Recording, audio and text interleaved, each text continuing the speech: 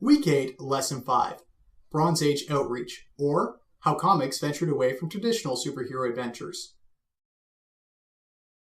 The relaxation of the Comic Code Authority and the success of Walt Eisner's A Contract with God opened up a lot of opportunities for storytelling.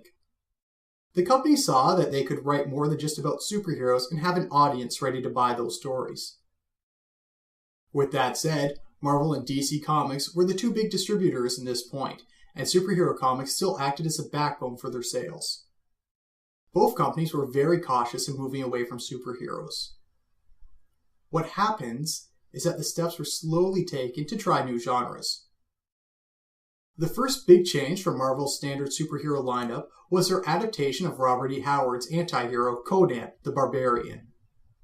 These are popular adaptations and original stories featuring one of fantasy's earliest heroes. Starting in 1970, Marvel published the first of what would become 300 issues of Conan the Barbarian.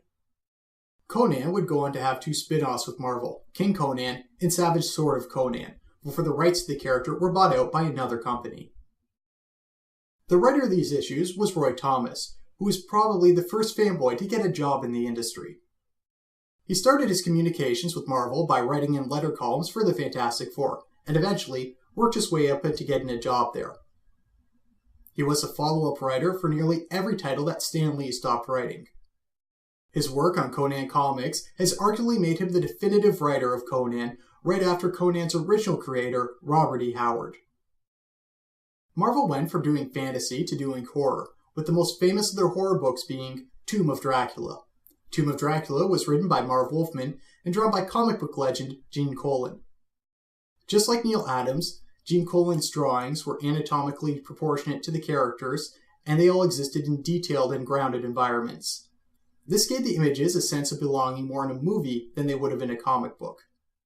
The action seemed more grounded too, with heroes doing what people would actually do.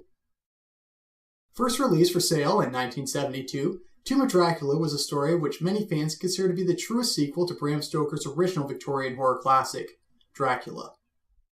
In it, Frank Drake, Dracula's descendant, inherits Dracula's castle, but Dracula gets resurrected, and Mr. Drake has to team up with Quincy Harker, the child born at the end of the original Dracula novel, and a group of vampire hunters to take down Dracula. Among these hunters is a black hero named Blade, who later spun off into his own series and had a trilogy of movies based on his adventures. The book balances following Dracula and following the vampire hunters. Dracula dies a few times in the book, but being Dracula, no death to him is permanent.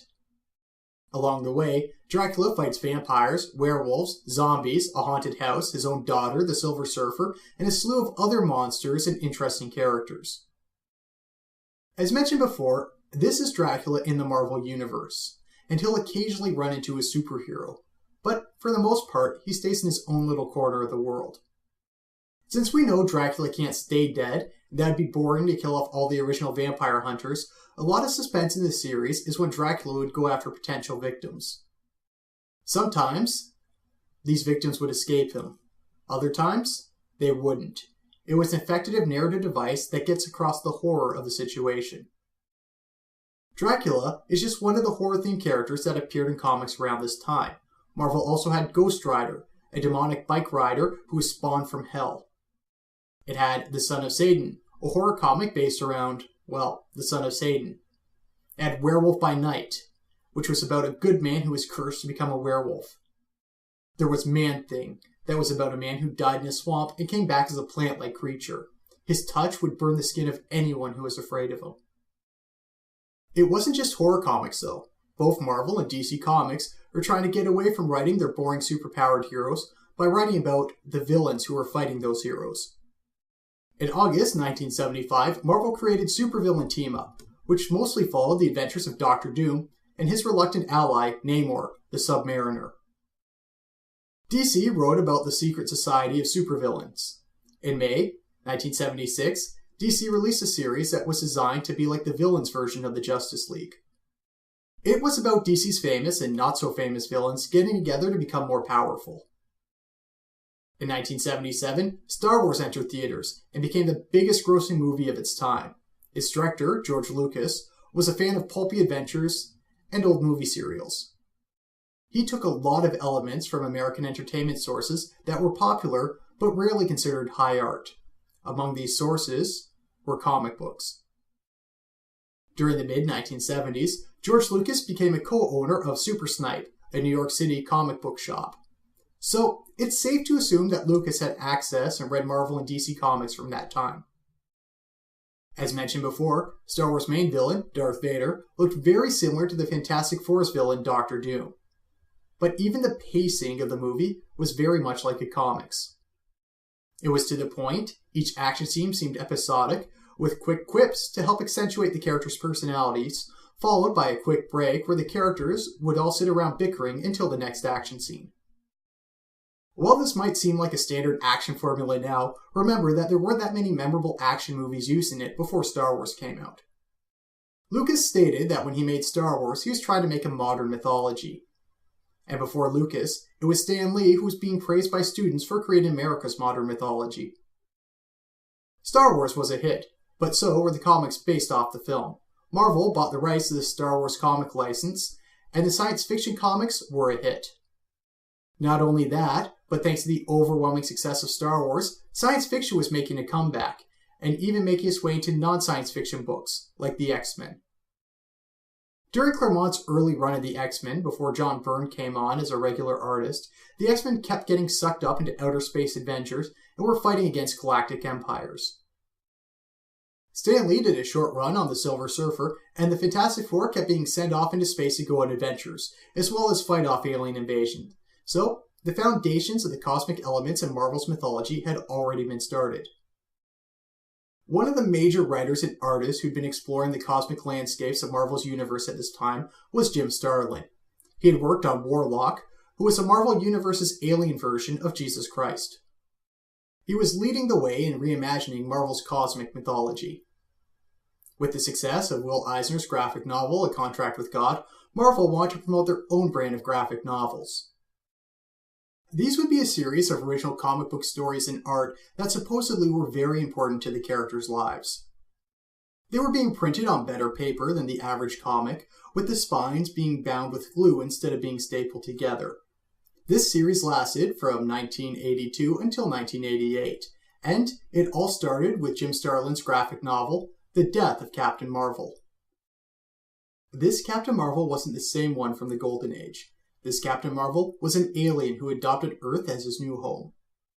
The Death of Captain Marvel did something that comics didn't do up until that point.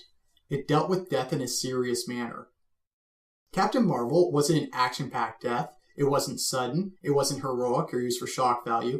Captain Marvel was dying of cancer. It was a very real condition that millions of people had to deal with. For most of the book, Captain Marvel is stuck in his bed, with all his friends and allies having to deal with the fact that they're soon going to lose him. Mr. Fantastic and other Marvel scientists are called out for not using their brains to solve real-world problems like cancer. Most of the book is very straightforward in trying to make the reader feel sad about Captain Marvel's death. There is very little subtlety to this, and we've seen this tactic used since then in after-school specials, in serious episodes of usually comedic shows, and in movies. But when this book came out, the tricks and cliches weren't overdone yet. Where the book escalates to a new level of quality is when Captain Marvel is on the verge of death and has a chance to fight to stay alive. We know the visions that we see here are just that, visions. And in them, Marvel is given the choice to fight and stay alive, but to know that all his victories will be hollow and false. Or he can accept death. He chooses death. And since this story happened before Jean Grey's resurrection, Marvel's death was permanent. Captain Marvel is one of the very few characters not to be resurrected in comics. While children could read Death of Captain Marvel, the story was clearly trying to target older readers who wanted deeper experience than just escapist fiction. Well, in 1980, 2 years before Marvel created the graphic novel line, they also did an experimental comics magazine aimed at adults called Epic Illustrated. Epic Illustrated had glossy covers, making it a magazine, not a comic book, so it didn't have to deal with the Comic Code Authority. This was an anthology comic magazine made for adults. While some characters of Marvel showed up, like the Silver Surfer and Galactus, the vast majority of these stories were original. Writers and artists got royalties from what was sold and were able to keep the rights to whatever they created here. Because of the higher production value leading to giving it a higher price and targeting only adults, the magazine had low sales and was cancelled in 1986, with its last ongoing story remaining unfinished. However, Epic Illustrated should not be considered a failure, since it led to Epic Comics, which was an imprint of Marvel Comics. But Epic Illustrated was also creator-owned and lasted from 1982 until 1994. In 1980, DC Comics also tried to target older readers by creating the New Teen Titans. The Teen Titans was a book that originally came out in 1966, focusing on the adventures of a team of sidekicks like Robin.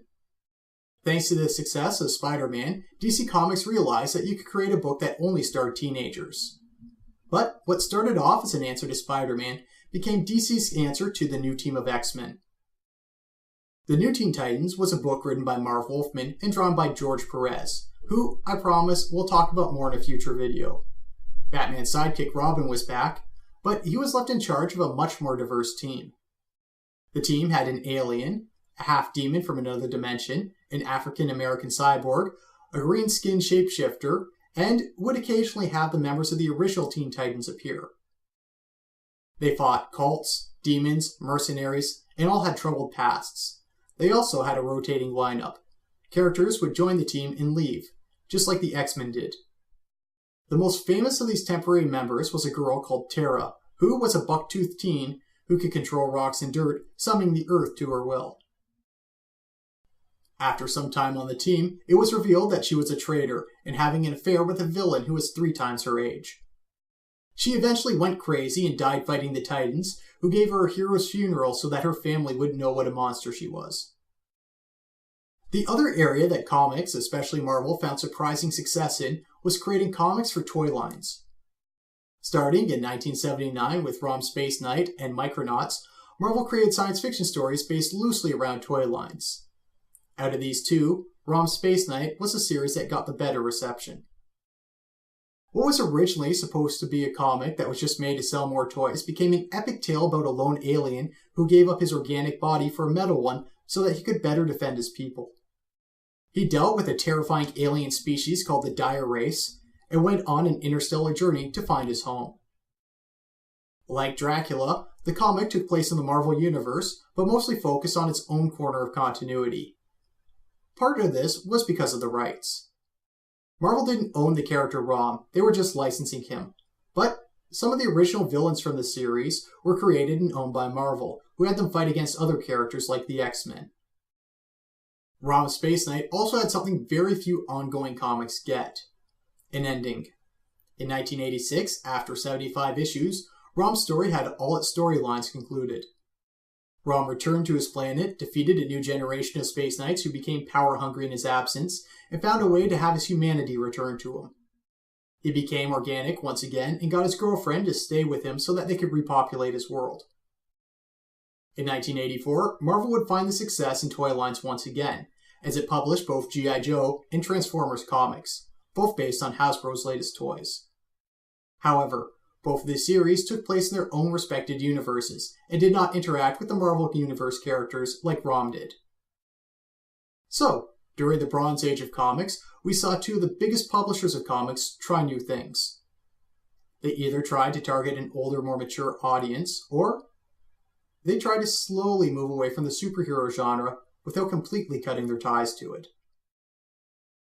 Questions to contemplate. Do you think it was wise for Marvel and DC to explore different genres in the same fictional universes that their heroes inhabited? Or would it have been more effective for these stories to take place in their own separate fictions?